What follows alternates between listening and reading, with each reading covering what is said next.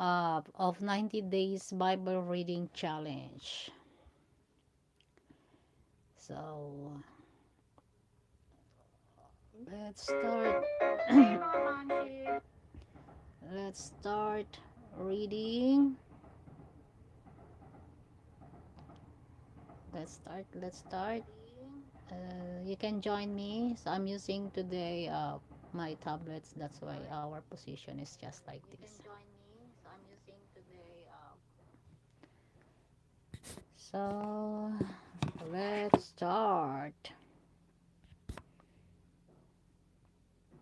The Deuteronomy 13 up to 23 tayo today. Deuteronomy 13. If a prophet or one who foretells by dreams appears among you and announces to you a sign or wonder, and if the sign or wonder spoken of takes place, and the prophet says, "Let us follow other gods, gods you have not known, and let us worship them," you must not listen to the words of that prophet or dreamer. The Lord your God is testing you to find out whether you love him with all your heart and with all your soul. It is the Lord your God you must follow, and him you must revere. Keep his commands and obey him, serve him, and hold fast to him. That prophet or dreamer must be put to death for inciting rebellion against the Lord your God, who brought you out of Egypt and redeemed you from the land of slavery. That prophet or dreamer tried to turn you from the way the Lord your God commanded you to follow. You must purge the evil from among you. If your very own brother or your son or daughter or the wife you love or your closest friend secretly entices you, saying, "Let us go and worship other gods, gods that neither you nor your ancestors have known, gods of the peoples around you, whether near or far, from one end of the land to the other, do not yield to them or listen to them. Show them no pity. Do not spare them or shield them. You must certainly put them to death. Your hand must be the first in putting them to death, and then the hands of all the people. Stone them to death because they tried to turn you away from the Lord your God, who brought you out of Egypt, out of the land of slavery. Then all Israel will hear and be afraid, and no one among you will do such an evil thing again. If you hear it said about one of the towns the Lord your God is giving you to live in, that troublemakers have arisen among you, and have led the people of their own town astray, saying, "Let us go and worship other gods, gods you have not known," then you must inquire, probe, and investigate it thoroughly. And if it is true, and it has been proved, that this detestable thing has been done among you, you must certainly put to the sword all who live in that town. You must destroy it completely, both its people and its livestock. You are to gather all the plunder of the town into the middle of the public square and completely burn the town and all its plunder as a whole burnt offering to the Lord your God. That town is to remain a ruin forever, never to be rebuilt, and none of the condemned things are to be found in your hands. Then the Lord will turn from his fierce anger, will show you mercy, and will have compassion on you. He will increase your numbers as he promised on oath to your ancestors, because you obey the Lord your God by keeping all his commands that I am giving you today and doing what is right in his eyes. Deuteronomy 14. You are the children of the Lord your God. Do not cut yourselves or shave the front of your heads for the dead, for you are a people holy to the Lord your God. Out of all the peoples on the face of the earth, the Lord has chosen you to be his treasured possession. Do not eat any detestable thing. These are the animals you may eat: the ox, the sheep, the goat, the deer, the gazelle, the roe deer, the wild goat, the ibex, the antelope, and the mountain sheep. You may eat any animal that has a divided hoof and that chews the cud. However, of those that chew the cud or that have a divided hoof, you may not eat the camel, the rabbit, or the hyrax. Although they chew the cud, they do not have a divided hoof. They are ceremonially unclean for you. The pig is also unclean. Although it has a divided hoof, it does not chew the cud. You are not to eat their meat or touch their carcasses. Of all the creatures living in the water, You may eat any that has fins and scales, but anything that does not have fins and scales you may not eat. For you it is unclean. You may eat any clean bird, but these you may not eat: the eagle, the vulture, the black vulture, the red kite, the black kite, any kind of falcon, any kind of raven, the horned owl, the screech owl, the gull, any kind of hawk, the little owl, the great owl, the white owl, the desert owl, the osprey, the cormorant, the stork, any kind of heron, the hoopoe, and the bat. All flying insects are unclean to you. Do not eat them. But any winged creature that is clean, you may eat. Do not eat anything you find already dead. You may give it to the foreigner residing in any of your towns, and they may eat it, or you may sell it to any other foreigner. But you are a people holy to the Lord your God. Do not cook a young goat in its mother's milk. Be sure to set aside a tenth of all that your fields produce each year. Eat the tithe of your grain, new wine, and olive oil, and the firstborn of your herds and flocks in the presence of the Lord your God at the place he will choose as a dwelling for his name, so that you may learn to revere the Lord your God always. But if that place is too distant, and you have been blessed by the Lord your God and cannot carry your tithe, because the place where the Lord will choose to put his name is so far away, then exchange your tithe for silver, and take the silver with you, and go to the place the Lord your God will choose. Use the silver to buy whatever you like: cattle, sheep, wine, or other fermented drink, or anything you wish. Then you and your household shall eat there in the presence of the Lord your God and rejoice. And do not neglect the Levites living in your towns, for they have no allotment or inheritance of their own. At the end of every 3 years, bring all the tithes of that year's produce and store it in your towns, so that the Levites who have no allotment or inheritance of their own, and the foreigners, the fatherless, and the widows who live in your towns may come and eat and be satisfied, and so that the Lord your God may bless you in all the work of your hands. Deuteronomy 15. At the end of every 7 years, you must cancel debts. This is how it is to be done. Every creditor shall cancel any loan they have made to a fellow Israelite. They shall not require payment for anyone among their own people, because the Lord's time for canceling debts has been proclaimed. You may require payment from a foreigner, but you must cancel any debt your fellow Israelite owes you. However, there need be no poor people among you, for in the land the Lord your God is giving you to possess as your inheritance, he will richly bless you. If only you fully obey the Lord your God and are careful to follow all these commands I'm giving you today. For the Lord your God will bless you as he has promised, and you will lend to many nations, but will borrow from none. You will rule over many nations, but none will rule over you. If anyone is poor among your fellow Israelites in any of the towns of the land the Lord your God is giving you, do not be hard-hearted or tight-fisted toward them. Rather, be open-handed and freely lend them whatever they need. Be careful not to harbor this wicked thought: the 7th year, the year of canceling debts, is near, so that you do not show ill will toward the needy among your fellow Israelites and give them nothing. They may then appeal to the Lord against you, and you will be found guilty of sin. Give generously to them, and do so without a grudging heart. Then because of this, the Lord your God will bless you in all your work and in everything you put your hand to. There will always be poor people in the land. Therefore I command you to be open-handed toward your fellow Israelites who are poor and needy in your land. If any of your people, Hebrew men or women, sell themselves to you and serve you 6 years, in the 7th year you must let them go free. And when you release them, do not send them away empty-handed. Supply them liberally from your flock, your threshing floor, and your winepress. Give to them as the Lord your God has blessed you. Remember that you were slaves in Egypt, and the Lord your God redeemed you. That is why I give you this command today. But if your servant says to you, I do not want to leave you, because he loves you and your family and is well off with you, then take an awl and push it through his earlobe into the door, and he will become your servant for life. Do the same for your female servant. Do not consider it a hardship to set your servant free, because their service to you these 6 years has been worth twice as much as that of a hired hand. And the Lord your God will bless you in everything you do. Set apart for the Lord your God every firstborn male of your herds and flocks. Do not put the firstborn of your cows to work, and do not shear the firstborn of your sheep. Each year you and your family are to eat them in the presence of the Lord your God at the place he will choose.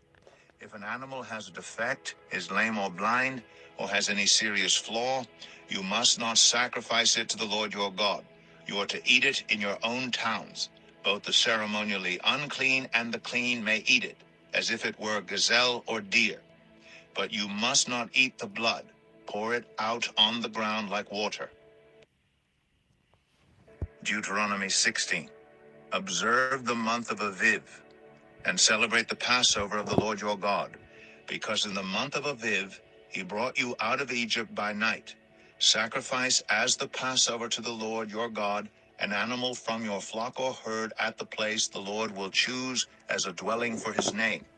Do not eat it with bread made with yeast, but for 7 days eat unleavened bread, the bread of affliction, because you left Egypt in haste, so that all the days of your life you may remember the time of your departure from Egypt.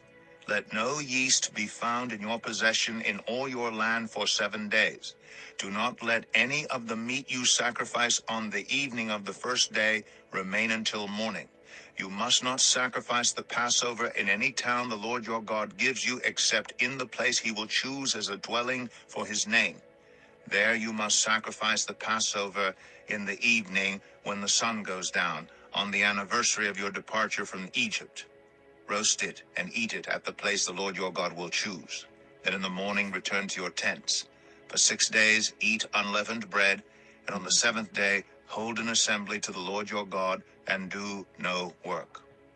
Count off 7 weeks from the time you begin to put the sickle to the standing grain.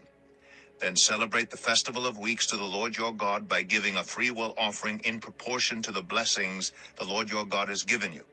And rejoice before the Lord your God at the place he will choose as a dwelling for his name. You, your sons and daughters, your male and female servants, the Levites in your towns, and the foreigners, the fatherless, and the widows living among you. Remember that you were slaves in Egypt, and follow carefully these decrees. Celebrate the festival of tabernacles for 7 days, after you have gathered the produce of your threshing floor and your winepress. Be joyful at your festival, you, your sons and daughters, your male and female servants, and the Levites, the foreigners, the fatherless, and the widows who live in your towns.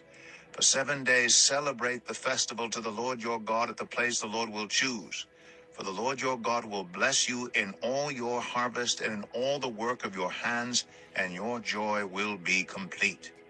3 times a year all your men must appear before the Lord your God at the place he will choose, at the festival of unleavened bread, the festival of weeks, and the festival of tabernacles. No one should appear before the Lord empty-handed.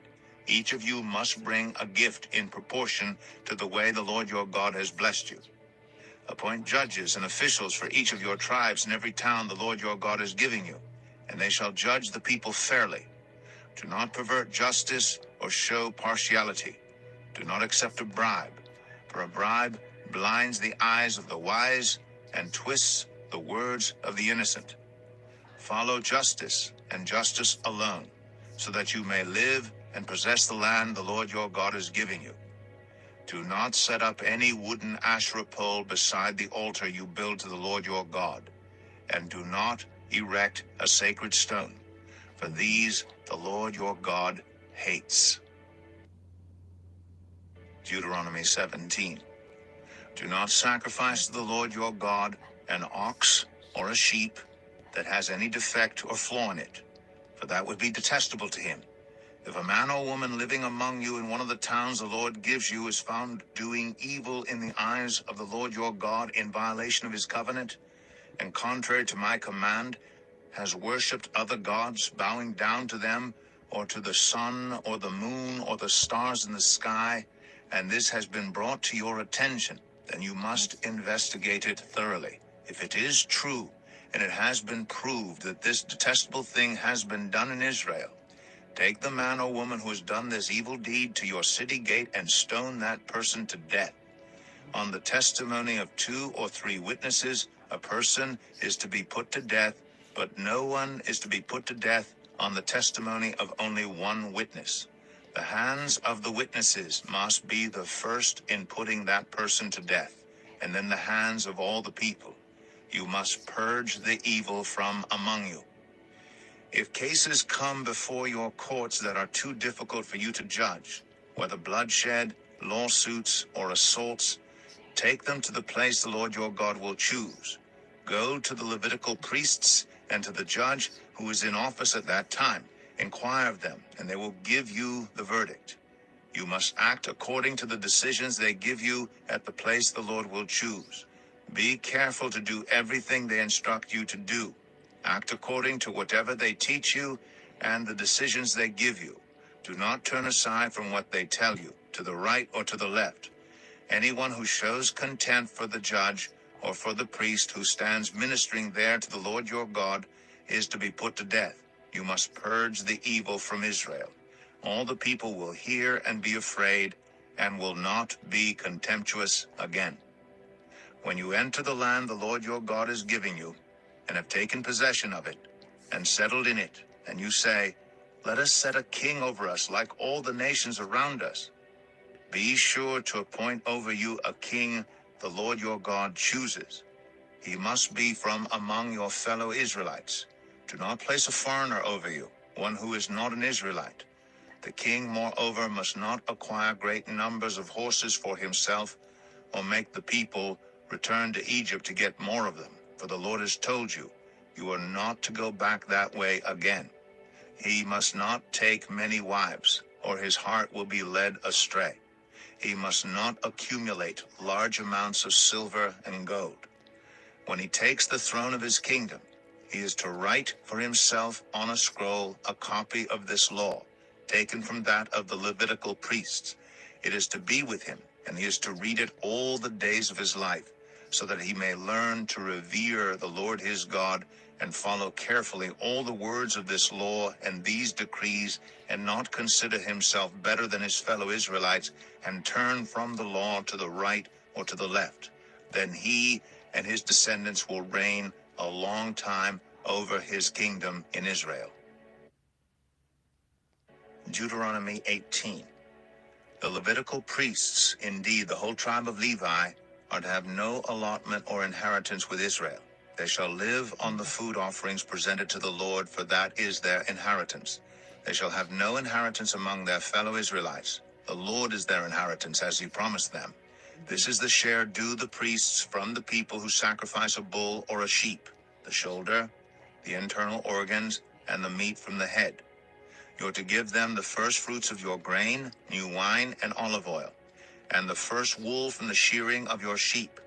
For the Lord your God has chosen them and their descendants out of all your tribes to stand and minister in the Lord's name always.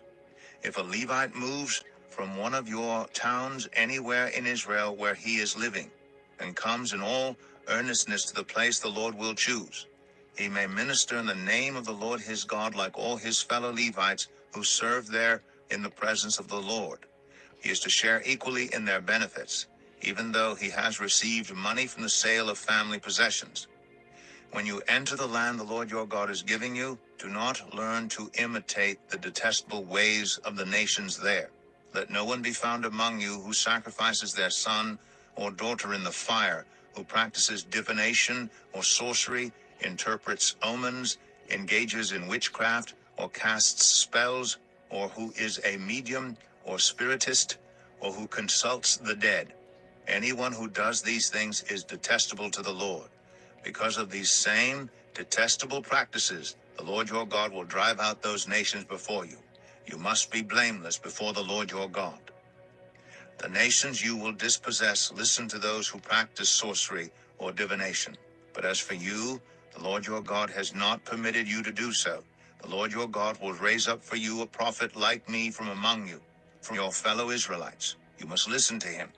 For this is what you asked of the Lord your God at Horeb on the day of the assembly, when you said, "Let us not hear the voice of the Lord our God, nor see this great fire any more, or we will die. The Lord said to me, what they say is good. I will raise up for them a prophet like you from among their fellow Israelites, and I will put my words in his mouth. He will tell them everything I command him. I myself will call to account anyone who does not listen to my words, that the prophet speaks in my name. But a prophet who presumes to speak in my name anything I have not commanded, or a prophet who speaks in the name of other gods, is to be put to death. You may say to yourselves, how can we know when a message has not been spoken by the Lord? If what a prophet proclaims in the name of the Lord does not take place or come true, that is a message the Lord has not spoken. That prophet has spoken presumptuously, so do not be alarmed. Deuteronomy 19. When the Lord your God has destroyed nations whose land he is giving you, and when you have driven them out and settled in their towns and houses, then set aside for yourselves 3 cities in the land the Lord your God is giving you to possess. Determine the distances involved, and divide into 3 parts the land the Lord your God is giving you as an inheritance, so that a person who kills someone may flee for refuge to one of these cities. This is the rule concerning anyone who kills a person and flees there for safety. Anyone who kills a neighbor unintentionally, without malice aforethought.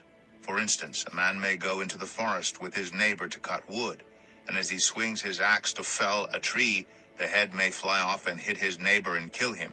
That man may flee to one of these cities and save his life. Otherwise, the avenger of blood might pursue him in a rage, overtake him if the distance is too great, and kill him even though he is not deserving of death, since he did it to his neighbor without malice aforethought. This is why I command you to set aside for yourselves 3 cities.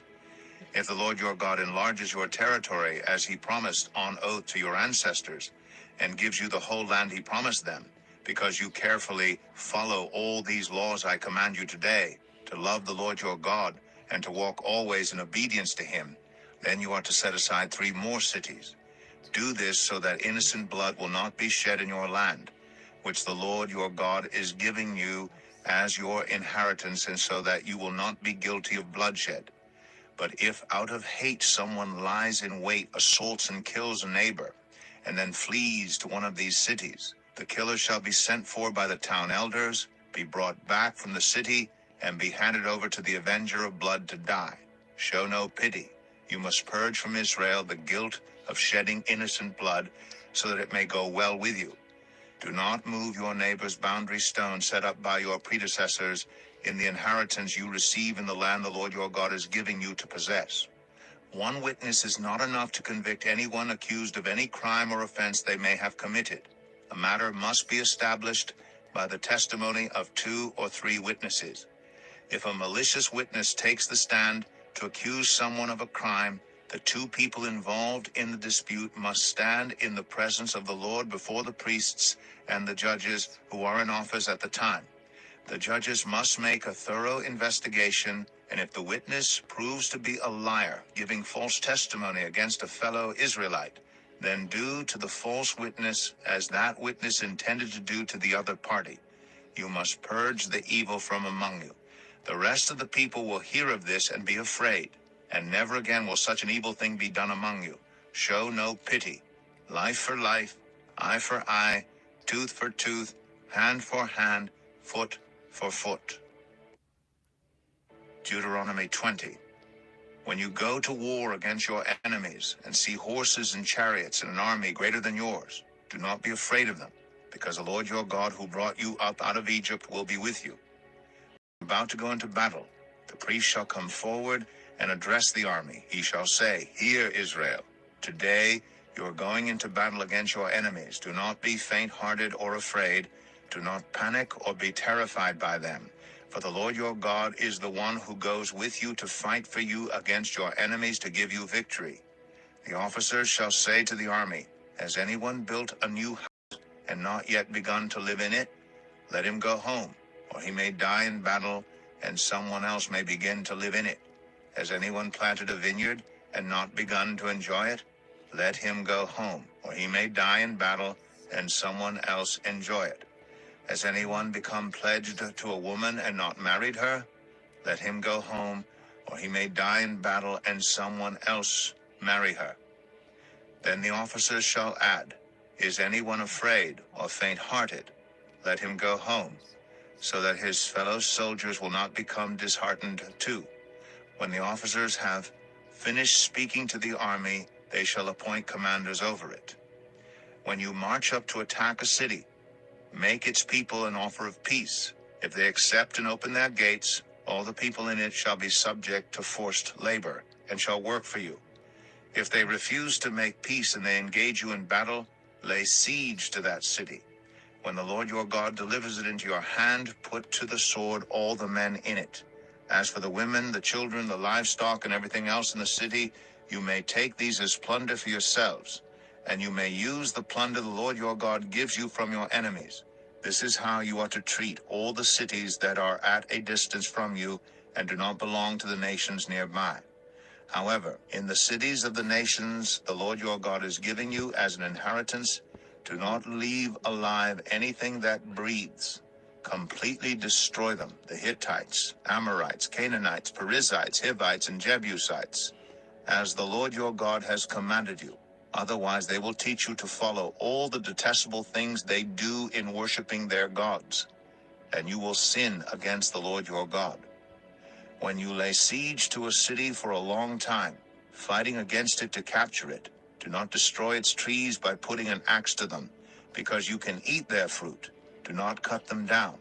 Are the trees people that you should besiege them?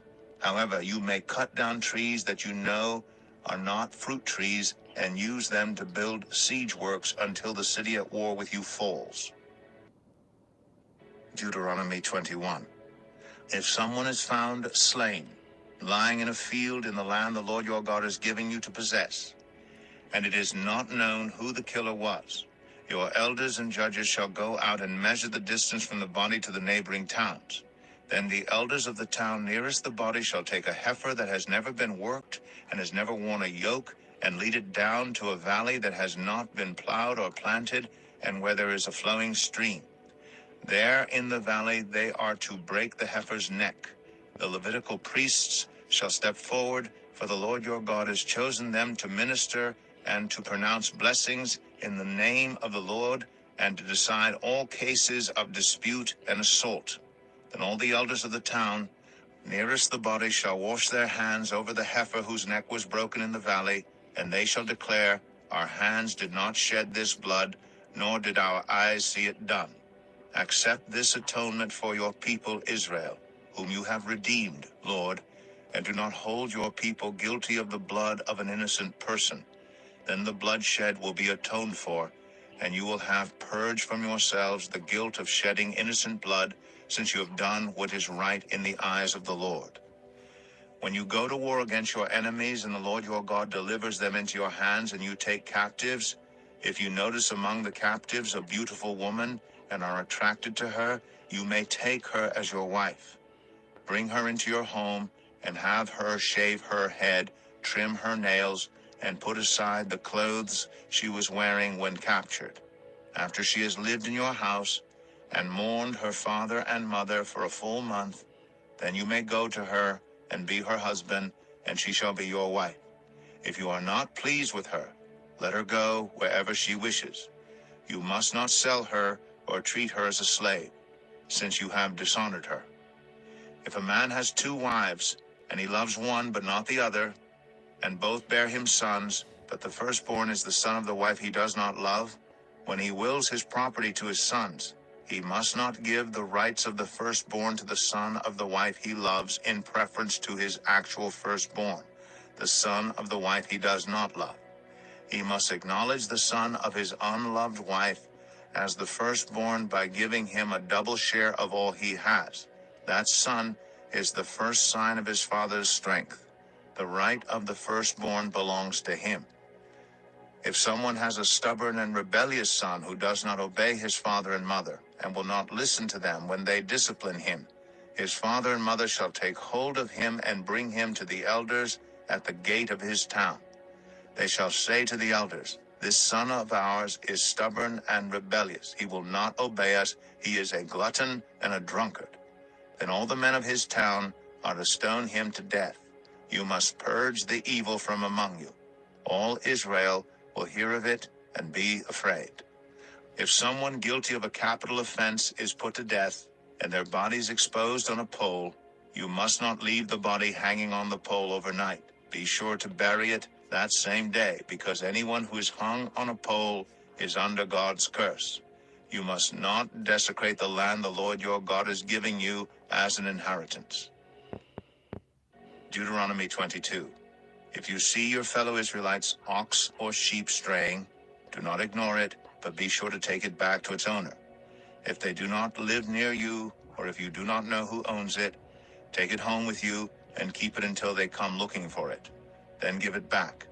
Do the same if you find their donkey or cloak or anything else they have lost. Do not ignore it. If you see your fellow Israelite's donkey or ox fallen on the road, do not ignore it. Help the owner get it to its feet. A woman must not wear men's clothing, nor a man wear women's clothing, for the Lord your God detests anyone who does this. If you come across a bird's nest beside the road, either in a tree or on the ground, and the mother is sitting on the young or on the eggs, do not take the mother with the young. You may take the young, but be sure to let the mother go, so that it may go well with you, and you may have a long life. When you build a new house, make a parapet around your roof, so that you may not bring the guilt of bloodshed on your house if someone falls from the roof. Do not plant two kinds of seed in your vineyard. If you do, not only the crops you plant, but also the fruit of the vineyard will be defiled. Do not plow with an ox and a donkey yoked together. Do not wear clothes of wool and linen woven together. Make tassels on the four corners of the cloak you wear. If a man takes a wife, and after sleeping with her dislikes her, and slanders her, and gives her a bad name, saying, I married this woman, but when I approached her, I did not find proof of her virginity, then the young woman's father and mother shall bring to the town elders at the gate proof that she was a virgin. Her father will say to the elders, I gave my daughter in marriage to this man, but he dislikes her.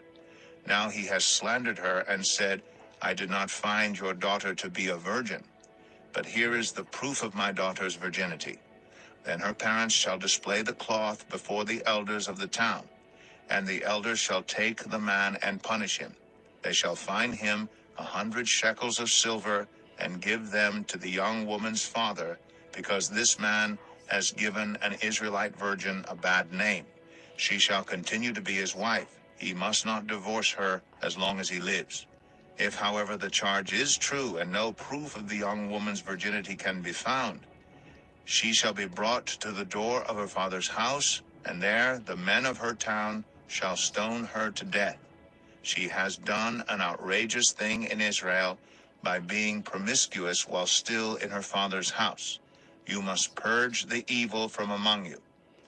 If a man is found sleeping with another man's wife, both the man who slept with her and the woman must die. You must purge the evil from Israel.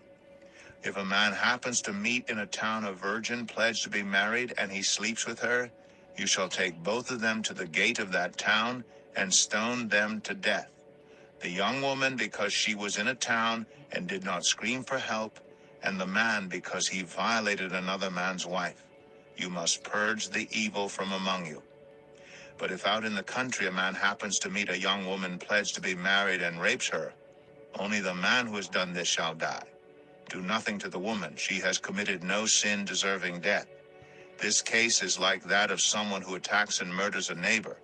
For the man found the young woman out in the country, and though the betrothed woman screamed, there was no one to rescue her. If a man happens to meet a virgin who is not pledged to be married and rapes her, and they are discovered, he shall pay her father 50 shekels of silver. He must marry the young woman, for he has violated her. He can never divorce her as long as he lives. A man is not to marry his father's wife. He must not dishonor his father's bed. Deuteronomy 23. No one who has been emasculated by crushing or cutting may enter the assembly of the Lord. No one born of a forbidden marriage, nor any of their descendants may enter the assembly of the Lord, not even in the 10th generation. No Ammonite or Moabite, or any of their descendants may enter the assembly of the Lord, not even in the 10th generation. For they did not come to meet you with bread and water on your way when you came out of Egypt. And they hired Balaam son of Beor from Pethor in Aram Naharaim to pronounce a curse on you. However, the Lord your God would not listen to Balaam, but turned the curse into a blessing for you, because the Lord your God loves you. Do not seek a treaty of friendship with them as long as you live. Do not despise an Edomite, for the Edomites are related to you. Do not despise an Egyptian, because you resided as foreigners in their country. The 3rd generation of children born to them may enter the assembly of the Lord. When you are encamped against your enemies, keep away from everything impure. If one of your men is unclean because of a nocturnal emission, he is to go outside the camp and stay there. But as evening approaches, he is to wash himself, and at sunset he may return to the camp. Designate a place outside the camp where you can go to relieve yourself. As part of your equipment, have something to dig with, and when you relieve yourself, dig a hole and cover up your excrement. For the Lord your God moves about in your camp to protect you and to deliver your enemies to you. Your camp must be holy, so that he will not see among you anything indecent and turn away from you. If a slave has taken refuge with you, do not hand them over to their master. Let them live among you wherever they like, and in whatever town they choose. Do not oppress them. No Israelite man or woman is to become a shrine prostitute. You must not bring the earnings of a female prostitute or of a male prostitute into the house of the Lord your God to pay any vow, because the Lord your God detests them both. Do not charge a fellow Israelite interest, whether on money or food or anything else that may earn interest. You may charge a foreigner interest, but not a fellow Israelite, so that the Lord your God may bless you in everything you put your hand to in the land you are entering to possess. If you make a vow to the Lord your God, do not be slow to pay it, for the Lord your God will certainly demand it of you, and you will be guilty of sin.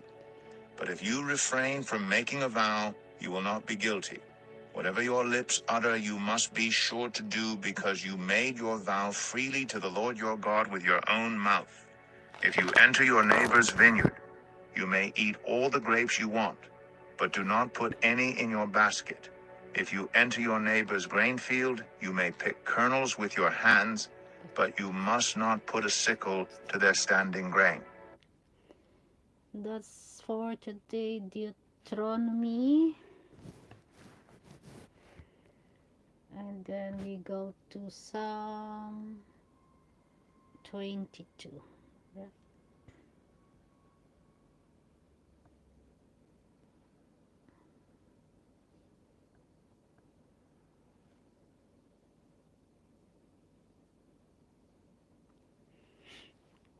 Wait lang.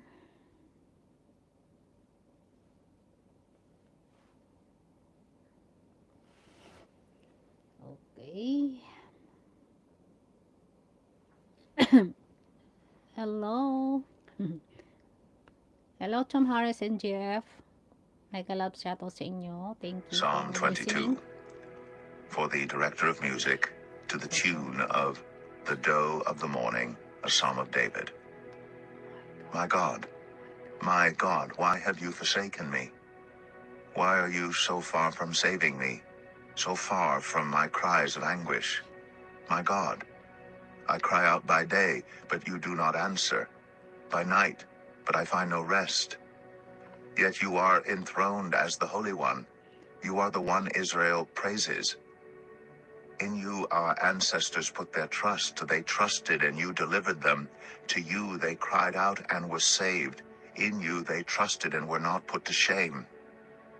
But I am a worm and not a man, scorned by everyone, despised by the people.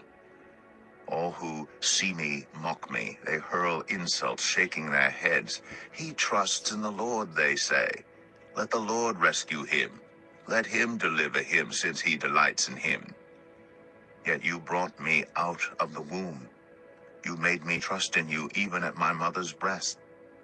From birth I was cast on you. From my mother's womb you have been my God. Do not be far from me, for trouble is near and there is no one to help. Many bulls surround me, strong bulls of Bashan encircle me. Roaring lions that tear their prey open their mouths wide against me. I am poured out like water, and all my bones are out of joint. My heart has turned to wax.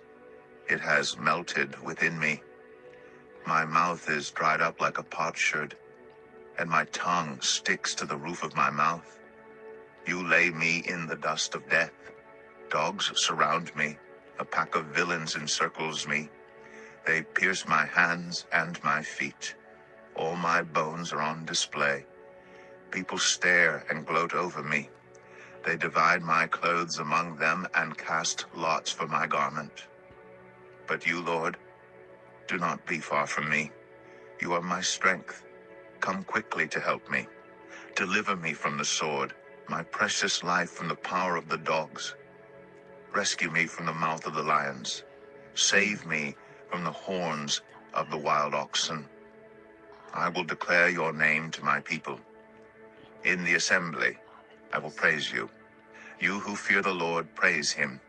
All you descendants of Jacob, honor him. Revere him, all you descendants of Israel. For he has not despised or scorned the suffering of the afflicted one. He has not hidden his face from him, but has listened to his cry for help. From you comes the theme of my praise in the great assembly. Before those who fear you, I will fulfill my vows. The poor will eat and be satisfied. Those who seek the Lord will praise him. May your hearts live forever. All the ends of the earth will remember and turn to the Lord, and all the families of the nations will bow down before him, for dominion belongs to the Lord, and he rules over the nations. All the rich of the earth will feast and worship. All who go down to the dust will kneel before him. Those who cannot keep themselves alive, posterity will serve him. Future generations will be told about the Lord. They will proclaim his righteousness, declaring to a people yet unborn, he has done it. So that's our for today. Thank you so much.